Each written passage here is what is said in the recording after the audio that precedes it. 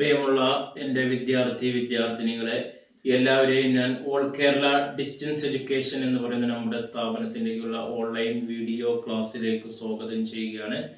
ഇന്ന് ഞാൻ നിങ്ങൾക്ക് മുമ്പിൽ പ്രസന്റ് ചെയ്യുന്നത് NSന്റെ +2 ബിസിനസ് സ്റ്റഡീസിന്റെ 6ാമത്തെ ചാപ്റ്ററിൽ വരുന്ന മൾട്ടിപ്പിൾ ചോയ്സ് ക്വസ്റ്റ്യൻസ് ആണ്. ഫണ്ടമെന്റൽസ് ഓഫ് മാനേജ്മെന്റ് എന്ന് പറയുന്ന ചാപ്റ്ററിൽ മൾട്ടിപ്പിൾ ചോയ്സ് 1 മാർക്കിന്റെ ക്വസ്റ്റ്യൻസും ആൻസറും ആണ് അവതരിപ്പിക്കുന്നത്. എൻ്റെ വീഡിയോ കേൾക്കുന്ന എല്ലാവരും ലൈക്ക് ചെയ്യുക, ഷെയർ ചെയ്യുക, കമന്റ് ചെയ്യുക, സബ്സ്ക്രൈബ് ചെയ്യുക. നമുക്ക് 2024 ഇപ്പോൾ അടുത്തായി സിലബസ് അപ്ഡേഷൻ നടന്നത്. അതിനനുസരിച്ച് നമ്മുടെ ക്വസ്റ്റ്യൻ പേപ്പറിന്റെ പാറ്റേണിലും മാറ്റം വന്നിട്ടുണ്ട്. പുസ്തകവും മാറിയിട്ടുണ്ട്. 23 ചാപ്റ്റർ ആയിട്ട് വെട്ടിച്ചുരുക്കിയിട്ടുണ്ട്. അതിൽപ്പെട്ട ചാപ്റ്ററാണ് 6ാമത്തെ. പുതിയ രീതിയിലുള്ള ക്വസ്റ്റ്യൻ പേപ്പറിൽ ക്വസ്റ്റ്യൻസിന്റെ എണ്ണം കൂടുതൽ ഉൾപ്പെടുത്തിയിട്ടുണ്ട്. Section A full multiple choice questions ആണ്. ഇതേപോലെ fill in the blanks, true or false, match the followings, bracket എന്ന് എടുത്ത് എഴുതാനുള്ളത്, 1 വേർഡ് ക്വസ്റ്റ്യൻസ്, ഇങ്ങനെ ഒരു 20ലധികം ക്വസ്റ്റ്യൻസ് തന്നെ നമുക്ക് മൾട്ടിപ്പിൾ ചോയ്സ് ക്വസ്റ്റ്യൻസ് വരുന്നുണ്ട്. അത്തരം ക്വസ്റ്റ്യൻസ് നമ്മൾ ടെക്സ്റ്റ് ബുക്ക് നന്നായി റെഫർ ചെയ്താൽ മാത്രമേ കിട്ടുള്ളൂ. ടെക്സ്റ്റ് ബുക്കിൽ നിന്ന് 6ാമത്തെ ചാപ്റ്ററിൽ നിന്ന് വളരെ ഇമ്പോർട്ടന്റ് ആയിട്ടുള്ള ഒരു 10 1 വേർഡ് ക്വസ്റ്റ്യൻസ്, ഓരോന്നിനും ഓരോ മാർക്കാണ്. ക്വസ്റ്റ്യൻസ് നമുക്ക് ഇംഗ്ലീഷിലാണ് വരുന്നത്. മലയാളത്തിൽ എക്സാം എഴുതുന്നവർക്ക്, ഇംഗ്ലീഷിൽ എക്സാം എഴുതുന്നവർ ക്വസ്റ്റ്യൻസ് ഇംഗ്ലീഷിലാണ്.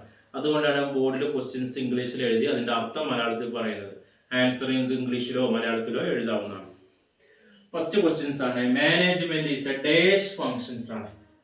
Management is a dash one to adapt self change environment. അതായത് പരിസ്ഥിതി മാറുന്നതിനനുസരിച്ച് മാനേജ്മെന്റ് മാറുന്നുണ്ട്. അതുകൊണ്ട് അത് ഏത് ഫങ്ഷൻസ് ആയിട്ടാണ് അറിയപ്പെടുന്നത്? ഡൈനാമിക് ഫങ്ഷൻസ് എന്നാണ് അറിയപ്പെടുന്നത്. അപ്പോൾ ആൻസർ ഡൈനാമിക് ആണ്. അതായത് പരിസ്ഥിതി മാറുന്നതിനനുസരിച്ച് മാനേജ്മെന്റ് മാറുന്നുണ്ട്. അവിടെ ഒരു ഡൈനാമിക് പ്രോസസ് ആണ്.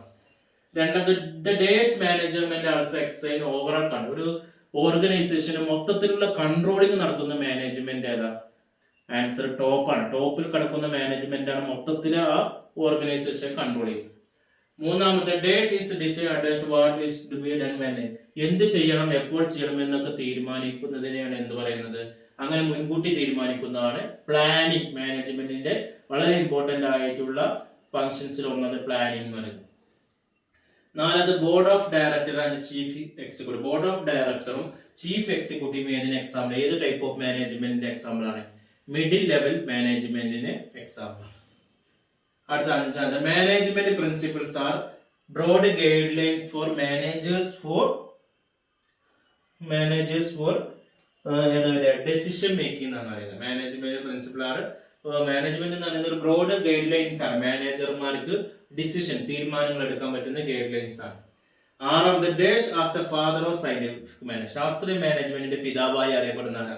Answer FW Taylor. അടുത്ത dash include time study, motion study, fatigue study method. ഏതിനാണ് ഇതൊക്കെ ഉൾപ്പെടുന്നത്? വർക്ക് സ്റ്റഡി എന്ന് പറയുന്നത്. സയന്റിഫിക് മാനേജ്മെന്റിന്റെ ടെക്നിക്കിൽ വരുന്നതാണ് വർക്ക് സ്റ്റഡി. അതിൽപ്പെട്ടതാണ് ടൈം സ്റ്റഡി, മോഷൻ സ്റ്റഡി, ഫാറ്റിഗും മെത്തേഡൊക്കെ വരുന്നത്. Answer work study. 8ാമത് dash means the obligation to perform work assigned to be any persons ആണ്. ഏതാണ് വരിക? റെസ്പോൺസിബിലിറ്റി ആണ്. റെസ്പോൺസിബിലിറ്റി ആണ് എന്ന് പറയുന്നത് മാനേജ്മെന്റ് തത്വങ്ങൾ 14 തത്വങ്ങൾപ്പെട്ടാണ് അതോറിറ്റി റെസ്പോൺസിബിലിറ്റി ആണ്. Obligation to perform the work. നമുക്ക് തന്നിരിക്കുന്ന ഓരോരുത്തരെ ഏൽപ്പിച്ച വർക്ക് അത് ഉത്തരവാദിത്തോടെ ചെയ്യുന്നതിനാണ് എന്ന് പറയുന്നത് റെസ്പോൺസിബിലിറ്റി എന്ന് പറയുന്നത്. അടുത്ത when a single person control the affairs of another. Single persons ഒരു ഓർഗനൈസേഷനെ കൺട്രോൾ ചെയ്യുന്നതാണ് എന്ന് പറയുന്നത് സെൻട്രലൈസേഷൻ എന്ന പേരിൽ അറിയപ്പെടുന്നു. അടുത്ത dash authority relationship from the highest to the lowest rank ആണ്. ഏത് അതോറിറ്റി ആണ് ഹൈയസ്റ്റ് ടു ലോവസ്റ്റ് റാങ്കിലേക്ക് പോകുന്നത് ഏതാണ് എന്നുള്ളതാണ് പറയുന്നത്. അതിനാണ് സ്കോളർ ചെയിൻ എന്ന് അറിയപ്പെടുന്നത്. ഇത്രയാണ് വരുന്നത്. ഇതുമായി ബന്ധപ്പെട്ട എന്തെങ്കിലും സംശയം ചോദിക്കാം. എല്ലാ വിഷയത്തിൻ്റെയും മലയാളത്തിലെ ഗൈഡുകൾ ആവശ്യമുള്ളവർ എൻ്റെ വാട്സപ്പ് നമ്പറിൽ കോൺടാക്ട് ചെയ്യുക. അഡ്മിഷൻ സംബന്ധമായ കാര്യങ്ങൾക്ക് 1 മാസം കൊണ്ട്, 2 മാസം കൊണ്ട്, 3 മാസം കൊണ്ട് SSLC +2 ഇന്ത്യയിൽ മുഴുവൻ സ്റ്റേറ്റുകളിൽ നമ്മൾ അഡ്മിഷൻ എടുത്തു കൊടുക്കുന്നുണ്ട്. അഡ്മിഷൻ എടുക്കാൻ താല്പര്യമുള്ളവർ എൻ്റെ വാട്സപ്പ് നമ്പറിൽ കോൺടാക്ട് ചെയ്യുക. അതേപോലെ തന്നെ വീട്ടിലിരുന്ന് ഓൺലൈനായിട്ട് SSLC +2 എഴുതുന്ന ബോസ് എഡ്യൂക്കേഷൻ നമ്മൾ കൊടുക്കുന്നുണ്ട്. ഇഗ്നോ ശ്രീനാരായണ ഗുരു യൂണിവേഴ്സിറ്റിയുടെ ഡിഗ്രി PG അഡ്മിഷൻ നമ്മുടെ കീഴിൽ ചെയ്ത് കൊടുക്കുന്നുണ്ട്. കൂടുതൽ വിവരങ്ങൾക്കും അഡ്മിഷനും കോൺടാക്ട് ചെയ്യാൻ താല്പര്യമുള്ളവർ നമ്മുടെ ചാനലിൻ്റെ പ്ലേലിസ്റ്റിൽ നമ്പറുണ്ട്, അതിൽ കോൺടാക്ട് ചെയ്യുക. Thank you.